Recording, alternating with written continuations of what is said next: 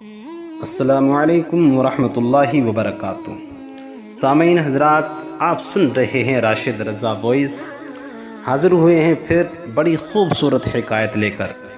شیخ Saadi رحمۃ اللہ علیہ فرماتے ہیں کہ ایک بادشاہ کو کسی خطرناک بیماری نے گھیر لیا اور کمزور کر دیا۔ اس قدر لاغر ہو گیا کہ گرے ہوئے لوگوں پر بھی رشک کرنے لگا، جیسے شطرنج کا بادشاہ اگرچہ بساط پہ پڑا ہوتا ہے مگر کمزور ہو جائے تو پیادے سے بھی ردی ہو جاتا ہے۔ ایک درباری نے دعا دے کر عرض کیا کہ اس شہر میں ایک مجتب الدعوات بزرگ ہیں، یعنی ان کی دعا ہر قبول ہوتی ہے۔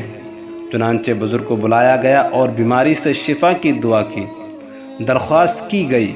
بزرگ نے بادشاہ کو ڈانٹ کر کہا، اگر تو چاہتا ہے کہ اللہ تجھ پر مہربان ہو جائے تو اس کی مخلوق پر مہربانی کر، میری دعا تجھے کیا نفع دے گی، جبکہ آج بھی کوئی مظلوم کنویں میں بند ہے اور کوئی قید خانے میں۔ جب تو نے مخلوق کو سکون کا سانس نہیں لینے دیا تو تو خود کیسے آرام پا سکتا ہے؟ چنانچہ بادشاہ پہلے تو بزرگ کی کھری کھری باتیں سن کر سٹ پٹایا، پھر سوچا کہ سچ ہی تو کہا ہے۔ بزرگ نے حکم دیا تمام بے گناہ قیدی رہا کر دیے جائیں۔ بزرگ نے 2 رکعات نفل پڑھ کر دعا کی، اے بلند آسمان والے، تو نے اس کو جنگ کی وجہ سے پکڑا تھا، اب صلح کی وجہ سے چھوڑ دے۔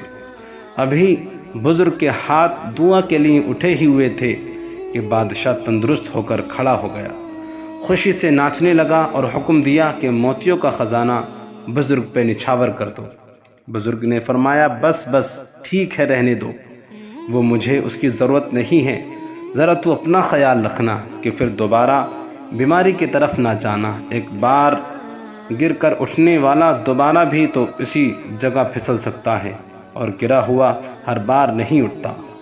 ظالم جب تک ظلم نہ چھوڑے اس کے حق میں بزرگوں کی دعائیں بھی جو کبھی رد نہیں ہوتی قبول نہیں ہوتی۔ اندازہ لگا لو کہ تو ظلم کتنا بڑا گناہ ہے۔ تو حضرات، حکایت پسند آئی ہے تو ہمارے چینل کو سبسکرائب کریں، لائک کریں اور بیل آئیکن کو ضرور دبائیں۔